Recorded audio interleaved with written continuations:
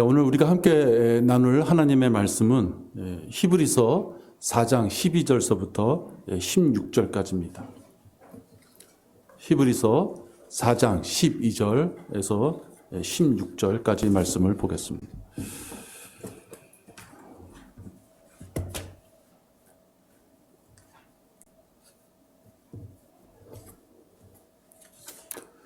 우리 봉독하겠습니다. 하나님의 말씀은 살아있고 능력이 있어 양날이 있는 어떤 칼보다도 예리하여 혼과 영 그리고 관절과 골수를 찔러 가르고 마음의 생각들과 의도들을 판별하느니라. 그 어떤 피조물도 그분 앞에 나타나지 않는 것이 하나도 없나니 오직 만물이 우리가 회개해야 하는 그분의 눈앞에 벌거벗은 채로 명백히 드러나게 되느니라. 우리에게는 위대한 대제사장 곧 하늘들로 올라가신 하나님의 아들 예수께서 계심으로 우리는 우리의 고백을 굳게 붙들어야 하리라. 이는 우리의 대제사장은 우리의 연약함을 동정할 수 없는 분이 아니요 모든 점에서 우리와 마찬가지로 시험을 받으셨지만 죄는 없으신 분이기 때문이라. 그러므로 우리가 은혜의 보좌로 담대히 나아가자. 이는 우리가 자비를 얻고 필요한 때에 도우시는 은혜를 발견하기 위함이라. 오늘 읽은 이 말씀은 찔끔하게 우리를 정신이 바짝 들게 하는 말씀이기도 하시고 또 결론적으로는 또 힘을 얻을 수 있는 말씀이기도 합니다. 오늘의 설교 제목은 죄의 짐을 벗고 담대하게 시작하자. 무엇인가 내가 시작할 때 내 발목을 잡고 있는 게 있다면 정리하고 출발을 해보자 라는 뜻에서 제목을 죄의 짐을 벗고 담대하게 시작하자 이렇게 제가 정했습니다. 잠시 기도하겠습니다. 아버지 하나님 감사를 드립니다. 우리에게 새로운 한 해를 허락하시는 첫날을 저희들에게 주셨습니다. 이 첫날 우리가 주의 첫날로 하나님 아버지 앞에 경배를 드릴 수 있도록 또 인도하셨습니다. 매일매일이 새롭지만 오늘 저희들 1년을 또 어떻게 살 것인가, 우리를 부르시지 않는다면 1년을 어떻게 살 것인가 라고 하는 것을 오늘 저희들 상고하고자 합니다. 아버지 하나님, 이 말씀 가운데 우리가 잘 뿌리를 내리고 주님 주시는 지혜 가운데 한 해를 잘 주님 앞에 드려질 수 있는 그러한 기간으로 지낼 수 있도록 인도하여 주시옵소서. 말씀을 시작합니다. 부족한 종의 입에 주님 파수꾼을 세워주셔서 올바른 말씀만만 우리 지체들에게 전할 수 있도록 인도하여 주시옵소서. 이 모든 말씀을 주 예수 그리스도 이름으로 기도했습니다. 아멘. 여러분, 야곱은 12 형제를 가질 수 있었습니다. 그 중에서 이 유다가 다른 형제들보다 뛰어난 점이 있었습니다. 여러분, 유다 생각나시죠? 유다가 다른 12 형제보다 뛰어난 점이 있었어요. 무엇일까요, 여러분들? 전쟁을 잘했을까요? 경배를 잘 드렸을까요? 아니면 양을 잘 쳤을까요? 유다가 다른 형제들보다 뛰어난 장점이 있었어요. 그것이 뭐냐면 그는 며느리하고 음행을 저질렀어요. 며느리하고 성관계를 가졌어요. 그랬을 때 그가 하나님께 자기의 죄를 시인했다는 것입니다.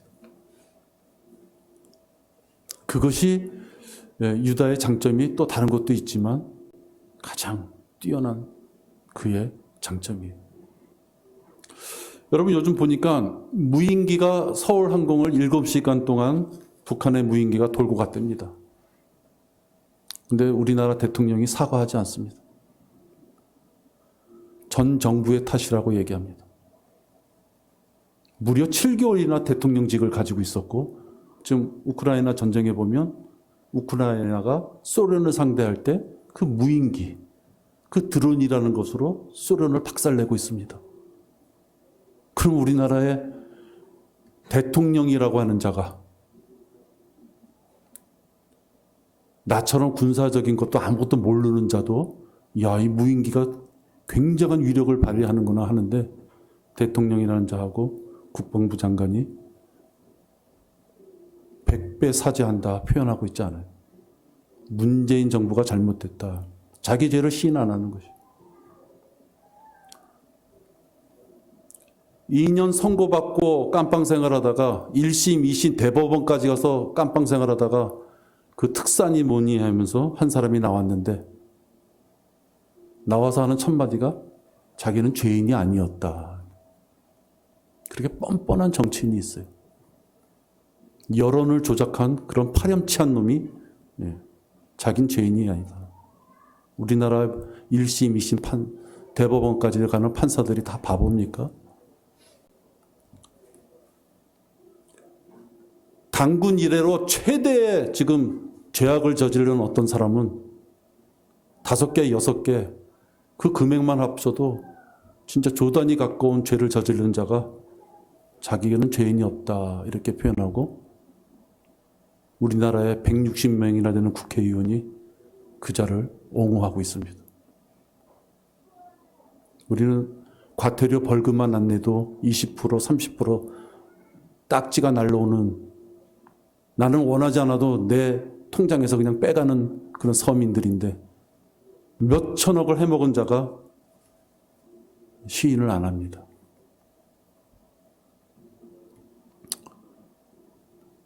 죽느니 사느니 하는데 응급실 차를 타고 가서 사진 찍고 돌아간 여자 국회의원은 자긴 잘못이 없다 그럽니다. 정신이 나간 것이죠. 재난을 당한 사람 앞에 가가지고 사진 찍고 킥킥대는 또 국회의원도 있었습니다. 이 파렴치한 놈들이죠. 근데 그 자들이 사과를 안 합니다. 왜 나만 갖고 그러느냐 하고 하필은 재수없게 왜 나만 갖고 그러느냐 그렇게 투덜댑니다. 유다가 자기 며느리와 음행을 저지르고 시인했다는 건요, 여러분 대단한 것입니다. 사진 잘못 찍었다고, 무인기 넘어왔다고 그런 것도 사과 안 하는 것이 우리나라를 이끄는 지도자의 행태들인데 무려 유다는 며느리하고 음행한 것을 하나님 앞에서 시인한 것이에요. 시인했다니까 시인했구나. 여러분 그렇게 생각할 것이 아니에요. 우리 자신을 봐도 그래요. 저도 어쩌다 이렇게 살다 보면 자매가 저한테 이거 좀 잘못된 것 같다 얘기하면 처음에 제 표정이 굳어지면서 반응을 안 합니다. 인정하기 싫어가지고. 그래서 참 생각해 보면 이게 진짜 잘못했는데 이 사람의 습성이에요. 여러분 창세기 38장 24절 찾아보셨어요. 창세기 38장 24절입니다. 여기에 보면 유다가 저지른 것이 성경의 말씀으로 기재가 되어 있어요.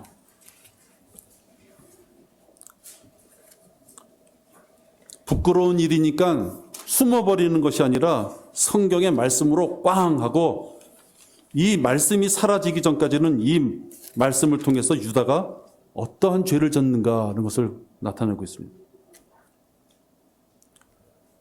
약 3개월이 지나서 누군가 유다에게 이야기하여 말하기를 당신의 며느리 타말이 창녀짓을 하였도다. 보라 그녀가 음행함으로 임신하였다 하니 유다가 말하기를 그녀를 끌어내서 불사르라 하더라.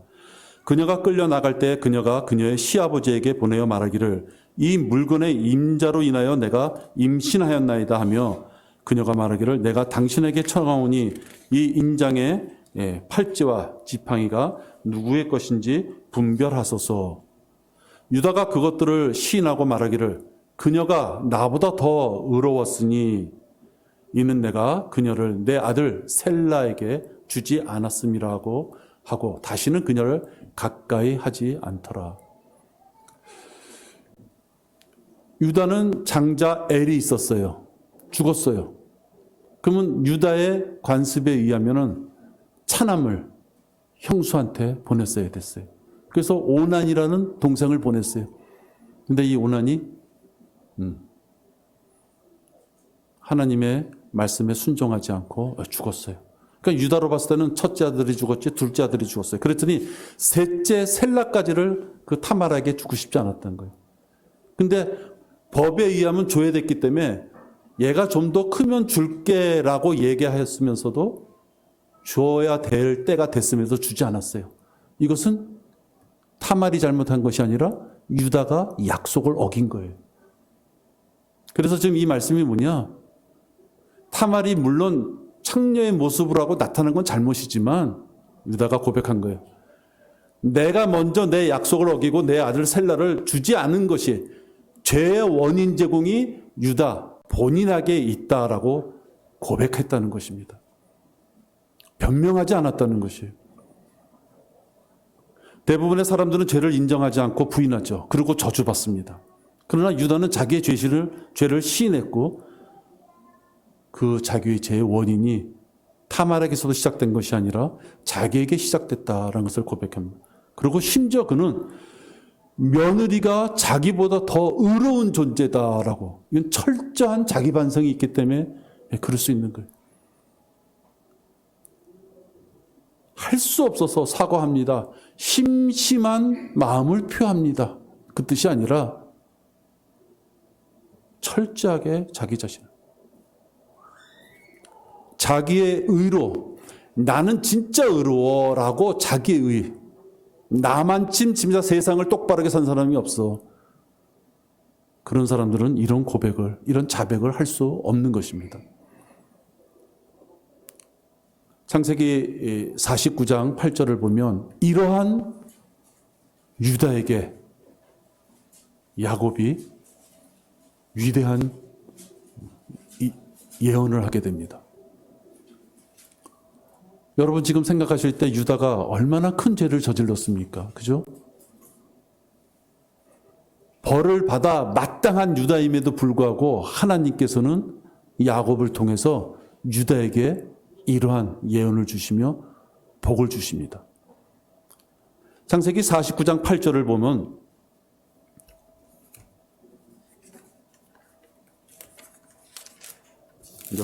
창세기 이제 끝부분으로 넘어가죠. 유다야, 너는 내 형제들이 찬양할 자라. 내 손이 내 원수들의 목을 잡을 것이요 내 아비의 아들들이 내 앞에서 절하리라. 유다는 사자의 새끼로다. 내 아들아, 내가 먹이를 놓고 올라갔구나. 그는 몸을 구부리고 웅크림이 사자 같고 늙은 사자 같으니 누가 그를 성나게 하리요.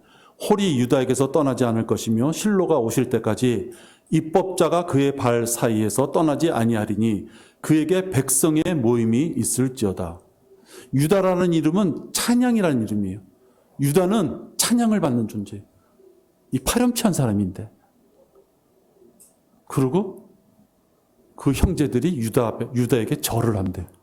파렴치한 사람인데, 그러한 유다가 그리스도를 예표하는 사자의 모습으로 표현해줘요. 사자의 새끼로다. 그 사자가 어떤 사자냐?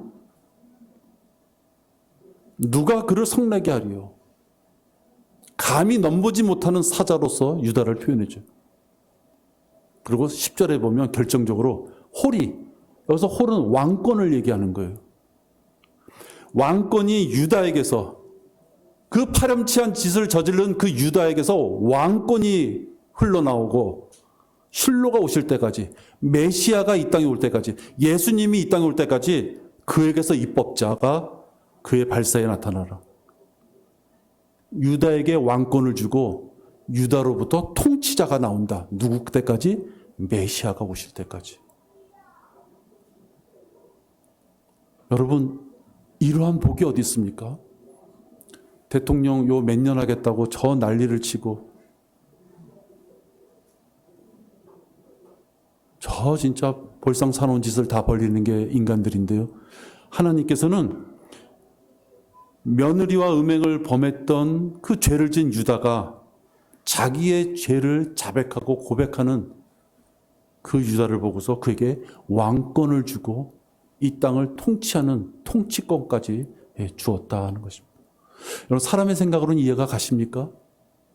하나님께서는 바로 이러한 분이셨습니다. 하나님께서는 자기의 죄를 자백한 자에게 그에게 하나님이 주실 수 있는 그 무궁한 능력을 주셨던 것입니다. 여러분, 새해가 됐습니다. 하나님께서는 우리에게 분명히 우리에게 생명을 또 한 해를 주신다면 무엇인가 바라시는 것이 있을 것입니다. 교만한 게으름, 타협, 이런 죄덩어리들, 이런 것들이 우리 마음속에 있는지 잘 살펴보고 또 그것이 있다면 자백해서 우리의 질그릇을 깨끗하게 하고 한 해를 출발해야만 됩니다. 이것은 제가 여러분에게 드리는 덕담이 아니라 조금 아까 읽은 유다처럼 그 큰 죄를 저지른 자도 하나님 앞에 자백하고 자신을 비웠을 때 하나님이 그를 쓰시는 것을 제가 지금 말씀드렸던 것입니다. 요한일서 1장 7절에 보면 죄를 진 우리가 진짜 힘을 받는 구절이 나옵니다. 요한일서 1장 7절 9절입니다.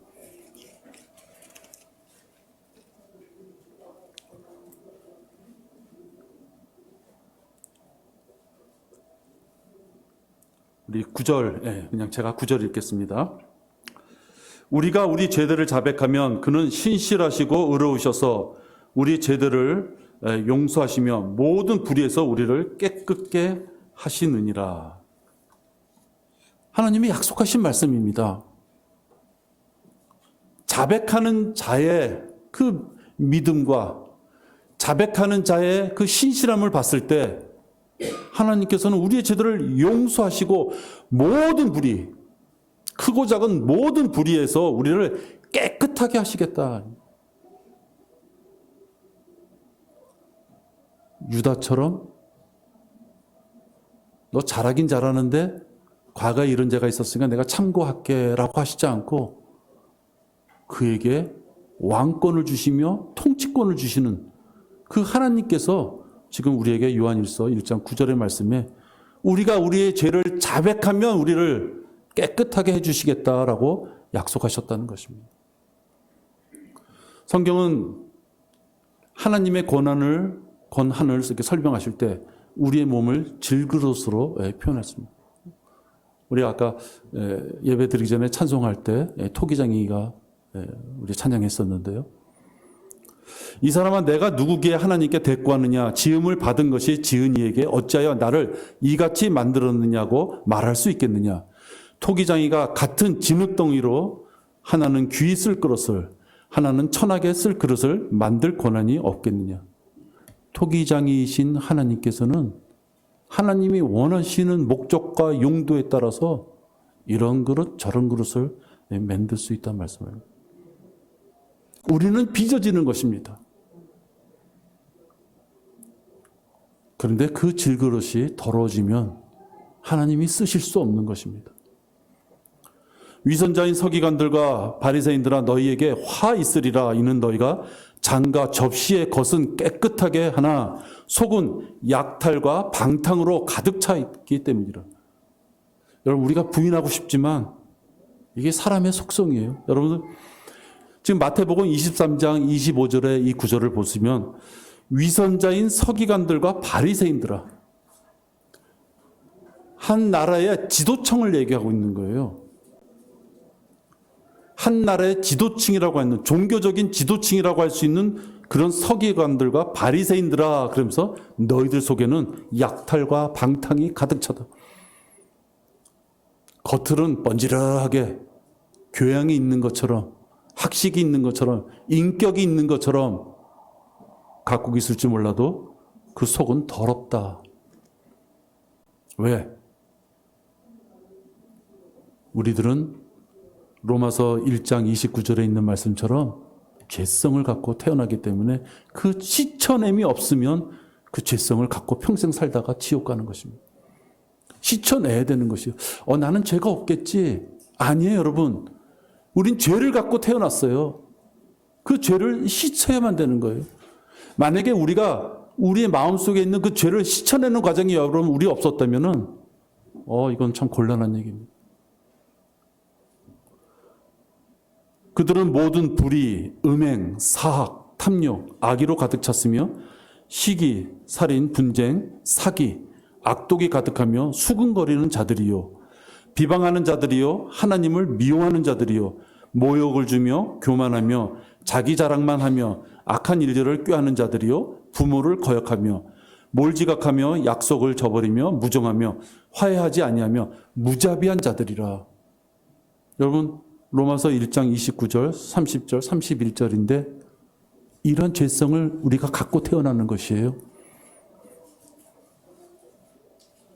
우리가 교양 있는 척하고 나는 진짜 이런 짓이 너무 싫어 라고 할지 몰라도 우리 마음속에 이 죄성이 흐르고 있는 것이에요.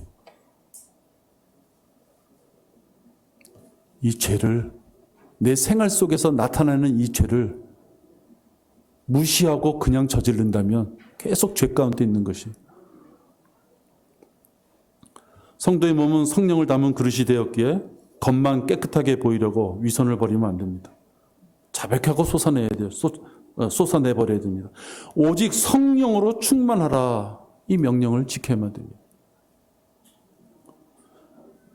그릇이라고 다 같은 그릇이 아니죠. 그 속에 무엇을 담느냐. 그것이 그릇의 가치입니다. 그 그릇에 무엇이 있느냐. 깨끗하고 정결한 그릇으로 하나님의 쓰임을 받기에 준비가 돼 있어야 돼요. 하나님의 쓰임을 받기 위해서는요, 이 잿덩어리를 갖고는 쓰임을 받을 수가 없어요. 우리가 흔히 하는 얘기처럼 질그릇 안에 가래가 뱉어 있는데 거기 깨끗한 물 넣고 누가 먹겠습니까? 비워야죠. 수시로 우리가 기도하면서 내가 왜 이렇게 살아가야 될까라는 부분이 있다면, 내가 왜 하나님 말씀대로 정결한 삶을, 왜 그쪽을 내가 잠깐만 바라보지를 못하고 엉뚱한 삶을 살까라는 부분이 있다면 하나님이 주시는 그 기회에 그 점을 놓고 자백함으로써 그거를 씻어내야만 됩니다. 누가 해줄 수가 없는 것입니다. 우리는 경주자입니다. 이제 1월 1일 시작했으면 365일이 지나 금년도 또 12월 말이 되면 우리는 생각하게 되겠죠. 내가 1년을 어떻게 살았을까? 1년을 내가 어떻게 달려왔을까? 그러므로 이처럼 많은 구름 같은 증인들이 또한 우리를 둘러싸고 있으니 우리 또한 모든 무거운 것과 쉽게 에워싸는 죄를 벗어버리고 인내로 우리 앞에 놓인 경주를 하자. 히브리서 12장 1절에 있는 말씀인데요. 경주자는 우리를 에워싸고 있는 죄를 벗어버리고 경주를 해야 된다라고 말씀합니다. 100m 달리기 하는 자가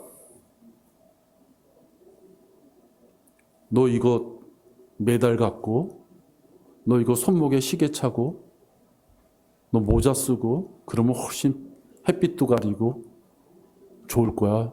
너 이거 행운의 메달이야. 주머니에다 넣고 뛰어. 여러분 손에 주머니에 무엇인가 넣고 100m를 뛰는 선수하고 모든 것을 다 내려놓고 그 100m에 충실하게 달려가고자 짐을 다 내려놓고 뛰는 자, 이 시작부터가 틀린 것입니다.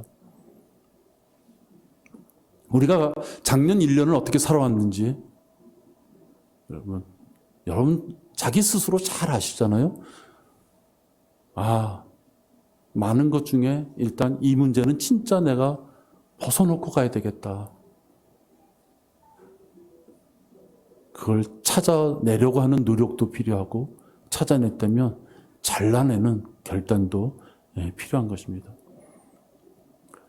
디모데전서 6장 9절에 보면 그러한 짐 가운데 우리를 가장 억누르게 만드는 것이 바로 이 부분입니다. 사실 우리 모든 형제들의 거의 대부분입니다. 알면서도 당하는 것이 바로 이 부분입니다. 디모데전서 6장 9절에 보면 여기는 짐 정도로 가지 않고 우리를 잘 이게 잡아 그냥 꼼짝 못하게 올가매는 그런 올무라고 얘기합니다. 그러나 부유하게 되고자 하는 자들은 유혹과 올무와 여러 가지 어리석고 해로운 정욕에 빠지리니 이는 사람들로 파멸과 멸망에 빠지게 하는 것이라. 하나님께서는 우리에게 진짜 이런 죄는 짓지 마라 라고 말씀하시는 것들이 성경을 읽다 보면 있어요. 여러 가지가 있지만 그냥 얼핏 생각났을 때 여러분도 다 하실 수 있는 말씀이 뭐냐? 음행. 그 다음에 물질의 노예가 되는 것. 또 하나 제가 생각할 때는 거짓말. 하나님이 진짜 요 세 가지 어디다 묶어놓고 말씀하시는 건 없어요. 근데 우리 성경을 읽다 보면 하나님이 진짜 이건 싫어하시는구나. 거짓말, 영적 음행, 또 실질적인 음행, 인간적인 음행. 그 다음에 물질의 노예가 되는 것.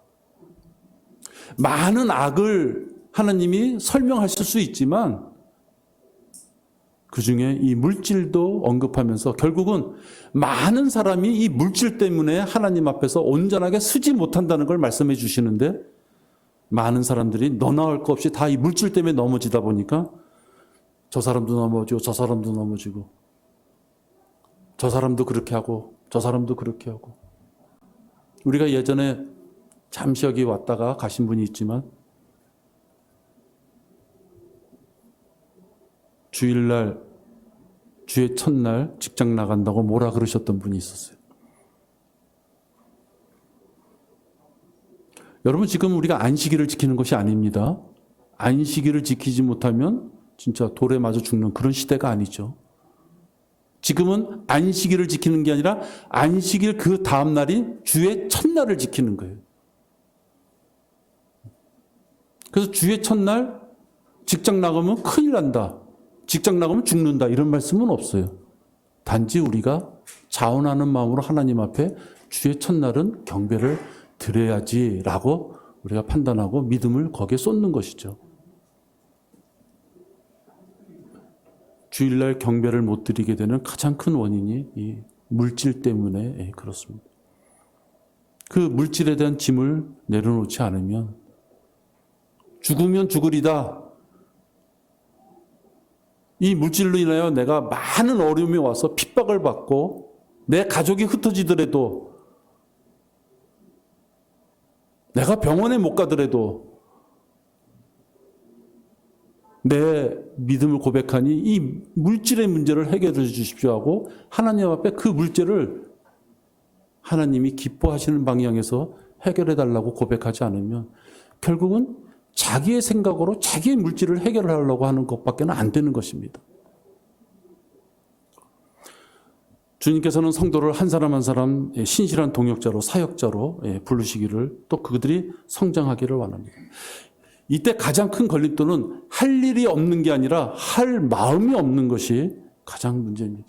능력이나 은사가 없는 것이 아니라 관심이 없는 것이 문제입니다. 하나님이 예수 그리스도를 이 땅에 보내주셔서 그 거룩하신 피, 아무 죄도 없으신 분이 나를 위하여 죽으셨기에 내가 지옥에 가지 않았다면, 내가 그분을 위해서 일을 해야 되겠다고 결심을 섰다면 내가 하나님 앞에 일을 하겠노라고 하는 열정적인 자기소개서를 하나님 앞에 드릴 수 있어야 되는 것이에요. 여러분 자기소개서 아시죠? 많은 것을 미화해서 쓰죠, 사실은. 근데 이력서 검토하시는 분들이 다 보면 어느 정도 알지만 어쨌든 그래도 이왕이면 좋겠습니다. 하나님 앞에 내가 하나님 하나님의 자녀로서 하나님의 일에 동참하고 싶습니다.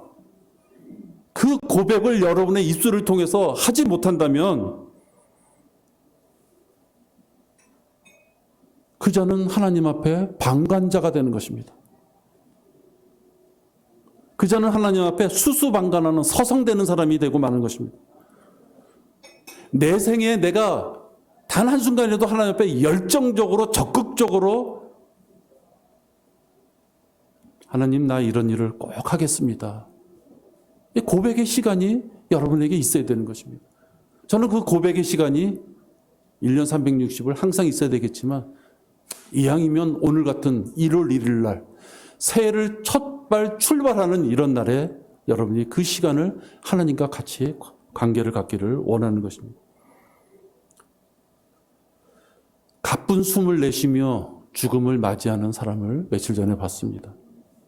그도 한때는 사회활동도 많이 했습니다.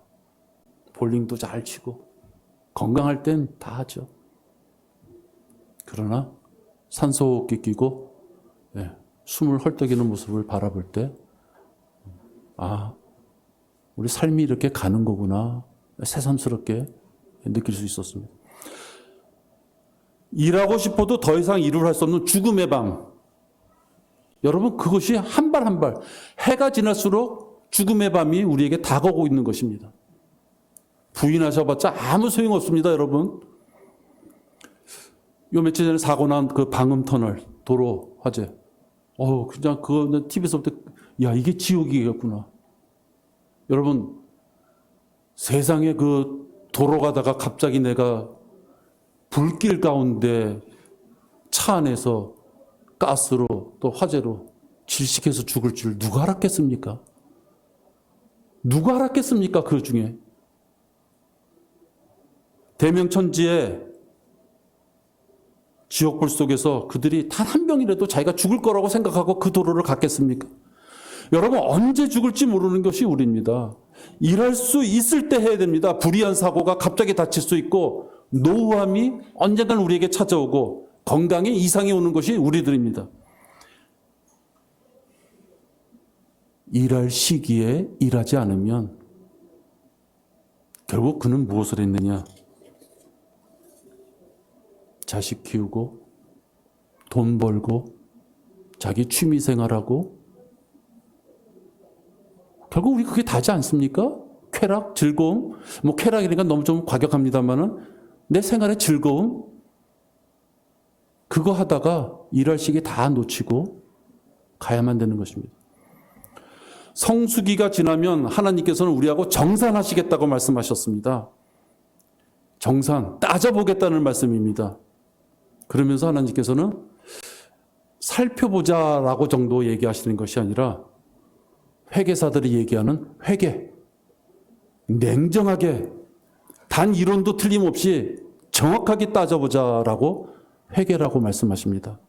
여러분들 히브리서 오늘 여러분들 본문을 선택한 4장 12절과 13절입니다. 보십시오.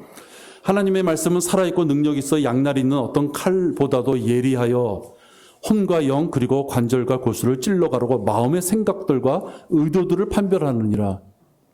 하나님이 우리를 보실 때 결과를 보시겠다는 게 아니라 내가 무엇인가 선한 일을 했어도 선한 일을 한 그 의도가 하나님의 뜻을 위해서 한 것인지 네 체면 때문에 한 것인지 그것까지도 살펴보시면서 우리랑 한번 따져보자 라고 하시면서 13절을 말씀하시는 겁니다. 그 어떤 피조물도 그분 앞에 나타나지 않는 것이 하나도 없나니 오직 만물이 우리가 회개해야 하는 그분의 눈앞에서 벌거벗은 채로 명백하게 드러나게 되느니라. 빨개 벗은 모습으로 우리의 속의 의중까지도 파악하시는 그분하고 하나님이 자녀인데 좀 이렇게 대충 봐주세요가 아니라 어떻게 한다? 회개. 전문가들이나 쓸 수 있는 그 회개.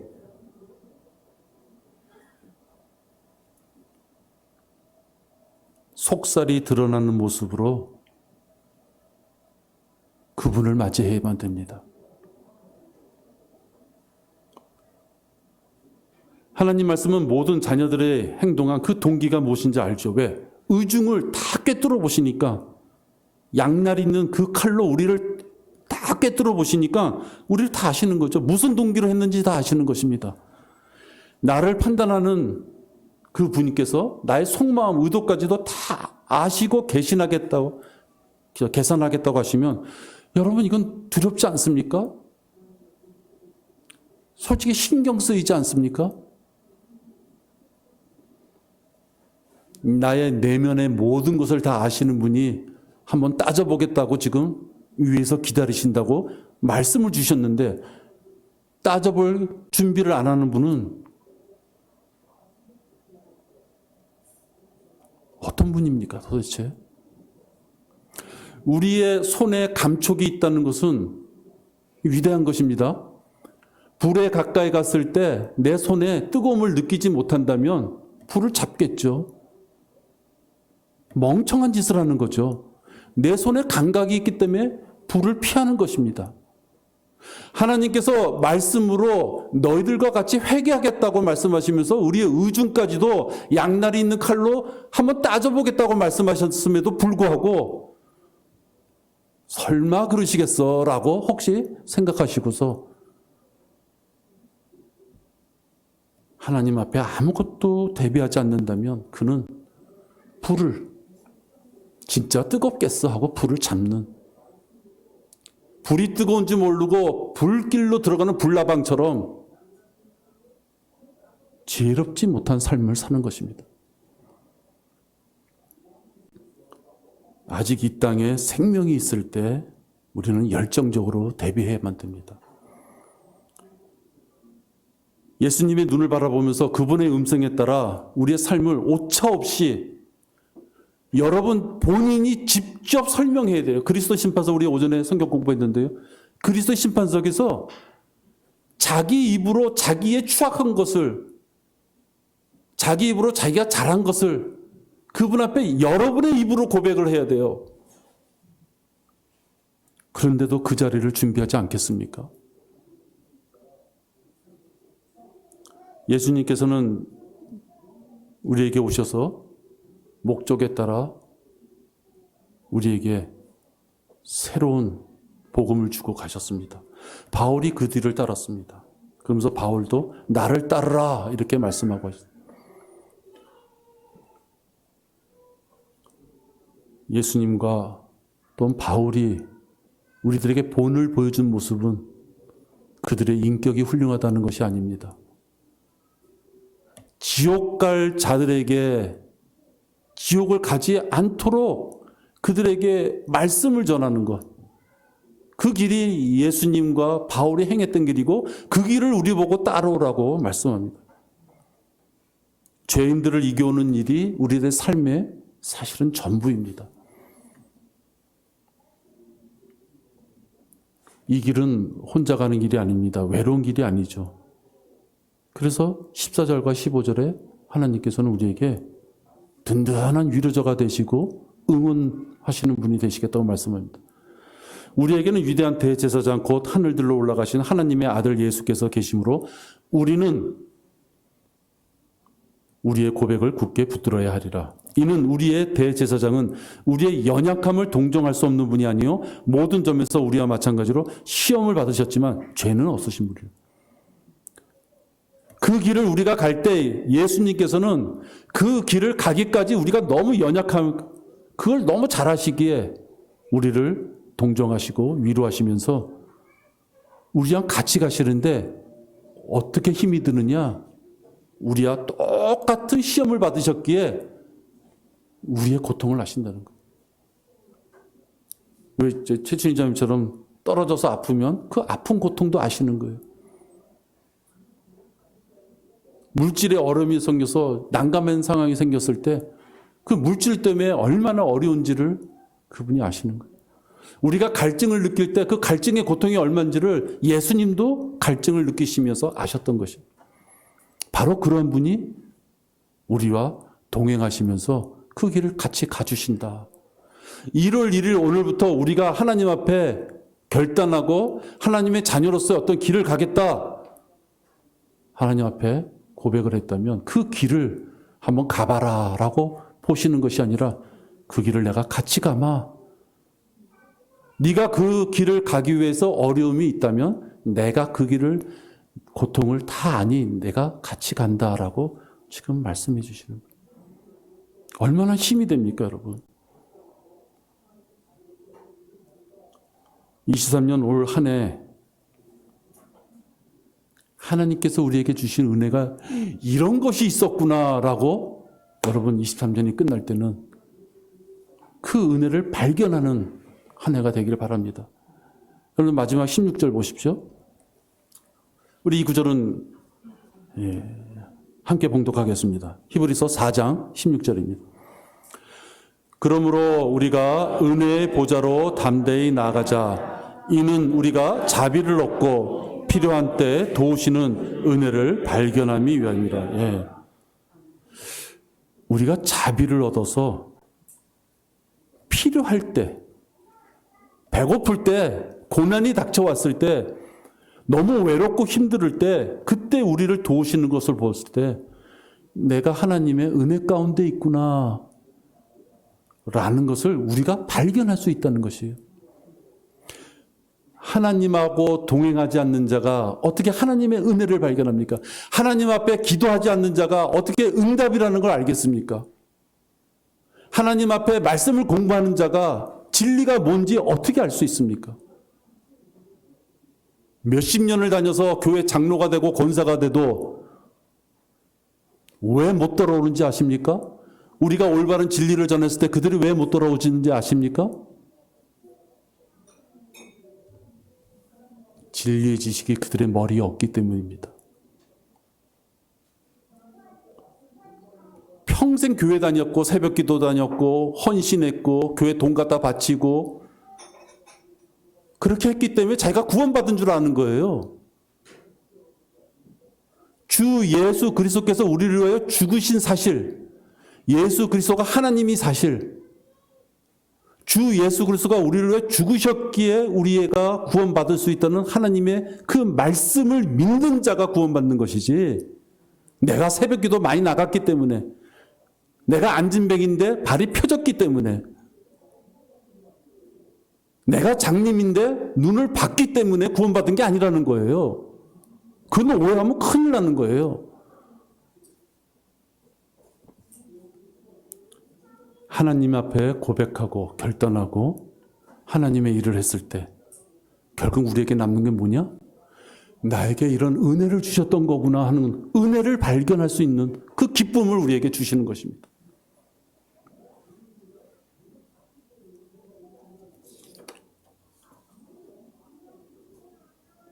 구원받고 시간이 지나도 자라지 못하면 젖만 먹는 갓난아이입니다. 아이를 낳는데 성장하지를 않아요.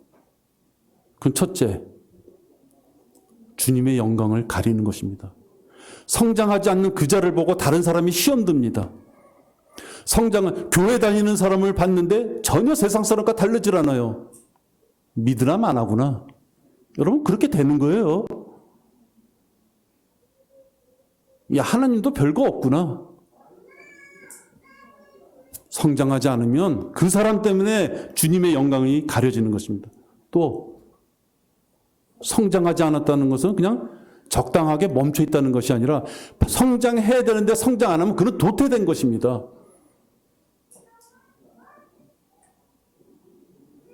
주님의 영광을 가리고 도태된 자는 결국은 마귀 짓을 한 것입니다. 하나님은 났어요. 말씀의 씨로 그를 구원시켰어요. 그러고서 성장할 수 있는 도구를 많이 주셨어요. 동행하시겠다고 말씀하셨어요. 그 동행의 끝은 하나님의 은혜가 얼마나 큰 건지를 일러주시겠다고 했어요. 근데 그걸 다 거절했어요. 성장을 안 해요. 계속 악의 짓을 해요. 배만 고프면 우는 그 철없는 짓만 하고 있어요.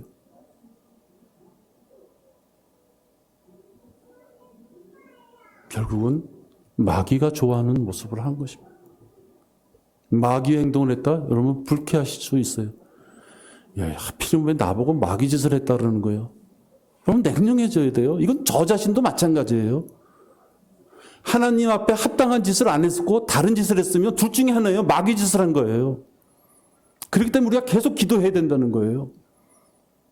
어디 한 가지 특정한 잘못을 저지른 그게 것이 아니라 우리 누구든지 항상 그래서 기도하면서 자기 죄를 씻어버리고 23년 올해 자신의 질그릇란을 한번 살펴보십시오. 그래서 도려내야 될 죄의 짐이 있다면 여러분 도려내십시오.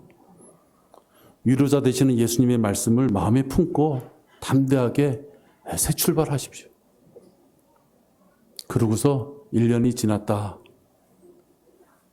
이 비워진 이 질그릇 안에 하나님이 주신 은혜가 넘쳐 흘러서 풍성하게 기쁨 가운데 저 눈물로 하나님 앞에 감사를 드리는 한 해를 주신 것, 그 고백이 우리 모두에게 있기를 바랍니다. 네, 기도하겠습니다. 아버지 하나님, 오늘 갑자기 건물에 전기가 나갔습니다. 많은 것을 준비했는데 갑자기 전기라는 거 하나 때문에 경배에 큰 지장을 받을 뻔했습니다. 마귀가 참으로 우리를 방해합니다. 그러나 이렇게 10분 정도가 늦어졌지만 우리의 경배 드릴 수 있고 또 무엇보다 하나님의 말씀으로 서로 나눌 수 있음을 감사를 드립니다. 올 한 해 저희들 시작합니다. 힘찬 발걸음이 주님과 함께 내디딜 수 있도록 인도하여 주시옵소서. 이 모든 말씀을 주 예수 그리스도 이름으로 감사하며 기도했습니다. 아멘.